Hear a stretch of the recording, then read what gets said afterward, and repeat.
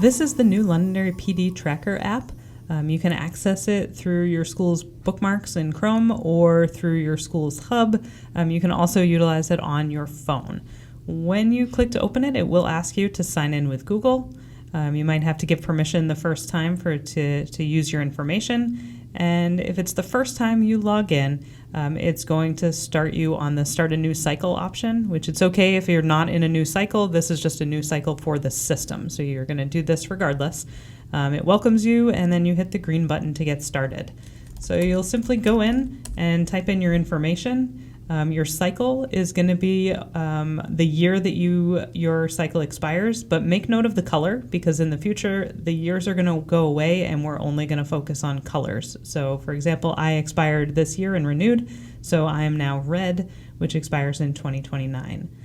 You're going to choose your school, and then you can choose your endorsement areas.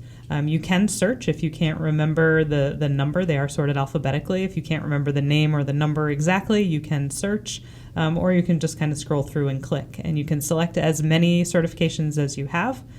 And then here you're going to enter your professional development goals. If you already have them in the info site, you can just copy and paste them over. If you need help writing new ones, we do have an AI goal writing helper, but you're simply going to enter them in and then hit the submit button to start that new cycle. Once you've done that, every time you log back into the system, you will see this page.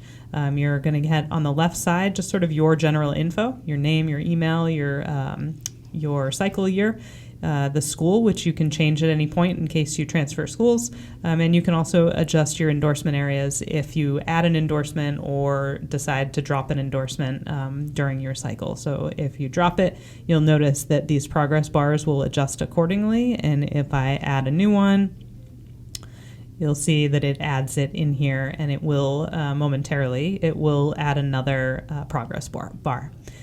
You can also see your goals and the status. So they'll default to pending, and once they've been reviewed by someone, you will see it switch to approved, and you'll be able to see the email address of the person that approved it. You don't have to wait for your goals to be approved before you start submitting your activities. Submitted activities can be done through this blue button here that says New Activity, or over on the left side, this plus sign that says Submit Activity. Either way will take you to the same form where you just put in who the presenter was, who was sponsoring or hosting the activity, what it was, and the date that it was completed. So you can go through the calendar, and then the number of hours. It does go in quarter-hour segments. You can type in if that's easier, or you can use the plus and minus buttons depending on your preference. And then you choose your endorsement. So you're either choosing state areas or one of your endorsement areas. Then this part is new. This is kind of combining the idea of your binder with the info site. So if you wanted to upload your certificate, or for a course you could upload a transcript or the grades from your course, you could do that via file upload. We have the image upload button just in case you're using it on your phone. If you're at a conference and you get a certificate, you can actually use your phone and take a picture directly of the certificate in that moment. Or if you want to keep doing your binder the old-fashioned way, you can also select paper copy. And then there's a reflection. So this gives sort of what is expected out of the reflection. We also have an AI reflection rating helper here to help you with that wording.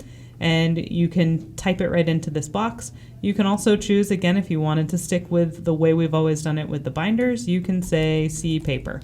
And then you will submit that activity, and it will pop in under pending.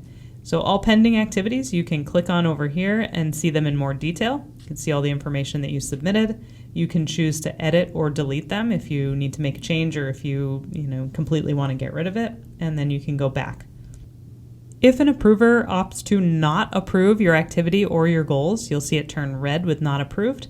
You can click on that and you can see the comment that they put in, and then you'll have the ability to edit that activity or delete it if necessary. You will receive an email if something is not approved, just so that it makes you aware of it.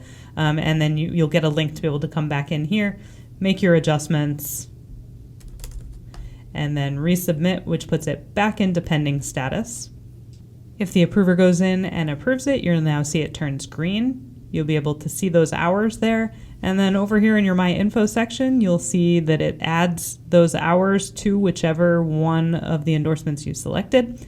These progress bars will turn green for every 5 hours completed. So right now it's only 1.5, but as soon as that hits 5, I would get 1 green block there. And then it fills up once you complete the required number of hours.